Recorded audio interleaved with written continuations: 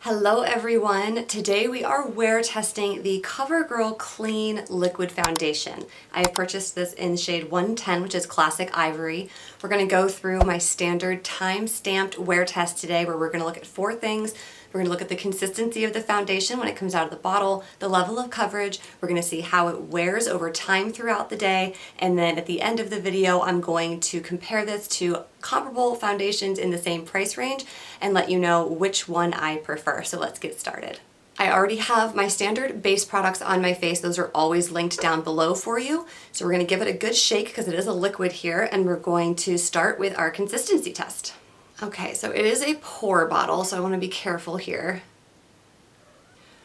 So that is a very liquidy foundation. That said, it's a liquid foundation, so it's definitely thicker in consistency than the serums that I have been testing for you guys more recently. So I think I'm going to try just going in with my brush first and applying it right to my face. It definitely has a very distinct smell to it. I was gonna say it almost smelled like SPF, but it doesn't say anything on the bottle about having SPF in it. That's definitely what that smells like though, is classic sunscreen.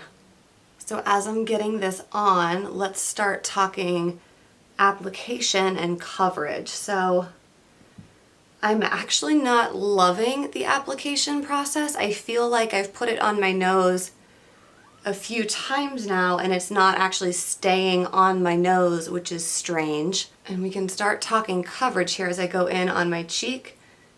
Typically just pat it out in that sort of V formation here so I get the most coverage in the center of my face, and then it sort of tapers off as you get towards the ear. And I just feel like this isn't blending out to a really beautiful finish. So I want to give this a fair shot. So let me grab my sponge and see if that gets me anywhere. Okay, so let me just see if this sponge helps out at all here. So I'm still having issues with getting the redness covered here and on the tip of my nose. And I feel like the sponge is actually just kind of taking a lot of it off of my skin, which is why I don't tend to apply foundation with a sponge. But if a brush doesn't work and a sponge doesn't work, I'm not really sure where that leaves us. So I'm just gonna try to pat this out a little bit and finish getting the rest of it on to this side of my face. So it's worth noting I just had to put a little more onto my hand, and I've only done my T-zone and the left side of my face. I now have to go in and do this side of my face. And you saw how much I had on my hand just to start. I feel like I got better application and better coverage with the serums, honestly, than what I'm getting with this. So it's at least on there. I don't think I'm gonna be able to get it to blend out any better than that. I don't think I can get that to blend out any better. So I'm just going to leave that as it is. Take that excess off the back of my hand. So let's talk about the coverage for this foundation. I'll zoom you in a little bit. So the coverage, I would have to say, is pretty good. I would say we're getting very close to a full coverage foundation. If this applied evenly and smoothly onto my face, I think I would be calling it a full coverage foundation. But there is a part of me that just feels like it's already starting to have that sort of cake face look. And you obviously saw the level of difficulty that I had applying that and spreading it out. So here's what we're gonna do. I'm gonna go ahead and set this and we'll get our timestamp and we'll see how we get on. So for setting today, I'm gonna use the Bare Minerals Mineral Veil. That has been my favorite setting powder of the summer. And I'm just gonna go in with a fluffy powder brush and sweep that everywhere. So now we are set. Here is our timestamp for you. It is 11:30 on Sunday morning. So I'm going to see how far into the day I can take this. I think we really need to let the foundation sort of shine on its own today. I want to see how this performs. So I'm not gonna put any other blush, bronzer, highlighter, or anything on my cheeks. I'm gonna go in with a little bit of lipstick and probably some mascara, but that is all you will see added to my face when I check in with you again in a couple of hours. Okay, you guys. It is 2 o'clock, so a little bit earlier than my usual 3-hour check-in, but I wanted to pop on and show you guys what we're dealing with.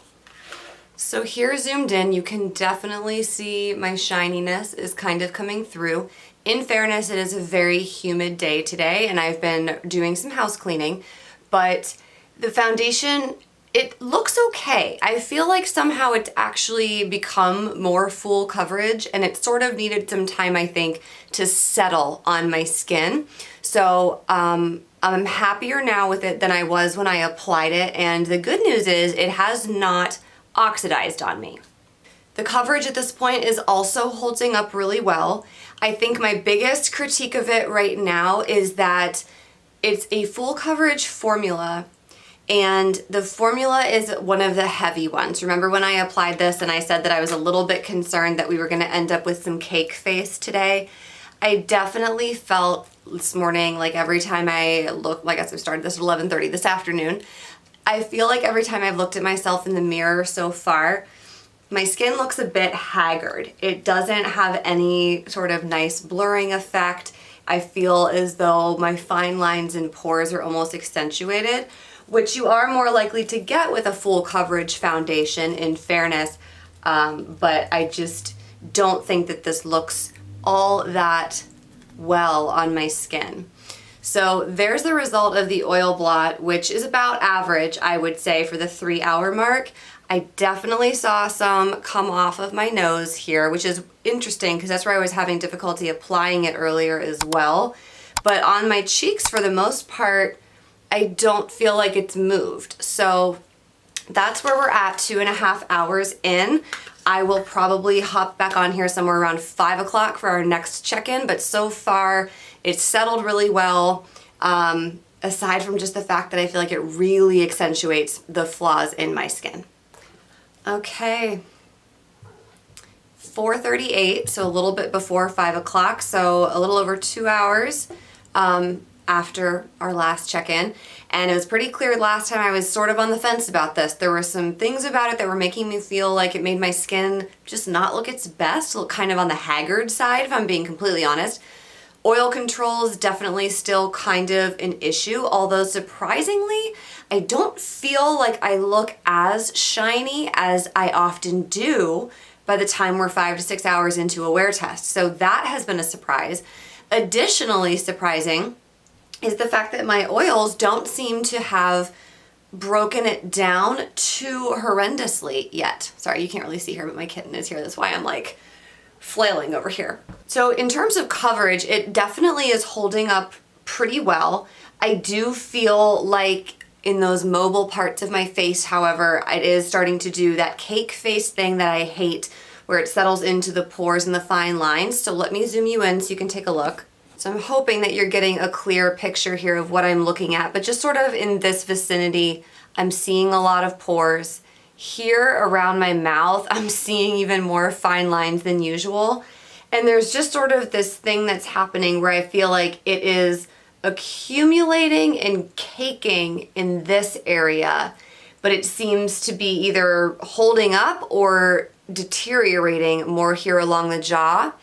And there you can see on my nose the coverage that I was discussing earlier that seemed like it wouldn't really even go on in the first place, but then after that oil blotting sheet started to actually take more of it off. My chin, I've definitely got some redness coming through there, and my forehead is very oily. Over on this side, we've kind of got the same thing happening that we had going on with the other cheek. So what I'm gonna do here is oil blot one more time and see where we get. So far, I am just really torn about this foundation. I didn't like how it smells. It doesn't still smell, but I did not like that smell that I was getting when I was applying it. I didn't like how difficult it was to apply. It seems odd to me that it would need to set up as much as it did. Like, all foundations will do that to a certain extent, but this just felt a bit strange. So, this is interesting. Now that I'm oil blotting some of this off, I'm losing a lot of my coverage at this check-in. Do you see that redness now that's coming through the cheek? So those areas here where I was zooming you in and showing you that it seemed to be caking a little bit, settling a little bit, a lot of that just came off on this oil sheet. So it isn't actually holding up to my oil production, but it's sitting there and just kind of holding the oil until you go and blot the oil off, and then you're taking off the oil and the product. So that's a bit of a shame. Okay, so it is now 7:40 p.m. and as you can see, I am just a shiny festival of sweat. So this is gonna be my last check-in on this, and we're looking at about 8 hours wear time. So my final thoughts on the wearability based on this, it kind of took me for a ride. I didn't enjoy applying it. I didn't think it applied very well at all. But then in the first half of the day, I was actually surprised by how good it looked, how well it was holding up. And then it's kind of like as soon as it started to deteriorate, it was just over a cliff. There was not really a slow breakdown. It was kind of just doing well, and then it wasn't. On top of that, I was very back and forth today about how it made my skin look. I had a lot of moments where I felt like it really made my skin look aged and haggard. And I had other moments where I was like, wow, you know, for a drugstore foundation, the coverage is actually really good. So in terms of other drugstore foundations I would compare this to, I recently reviewed for you guys the L'Oreal True Match Super Blendable Foundation.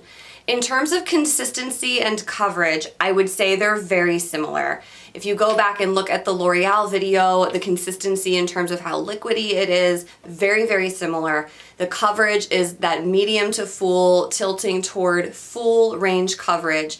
And the only thing I guess I would really say is maybe the L'Oreal is slightly more mattifying than this one, but not by much. I would say they actually looked very similar, but the L'Oreal is going to beat the CoverGirl for me in one way only, and that is in the sense that I feel like with the L'Oreal, I did get a little bit better blurring effect in those parts of my face that show age the most, where I have those fine lines, where my mouth is most mobile, where I'm making the most expression.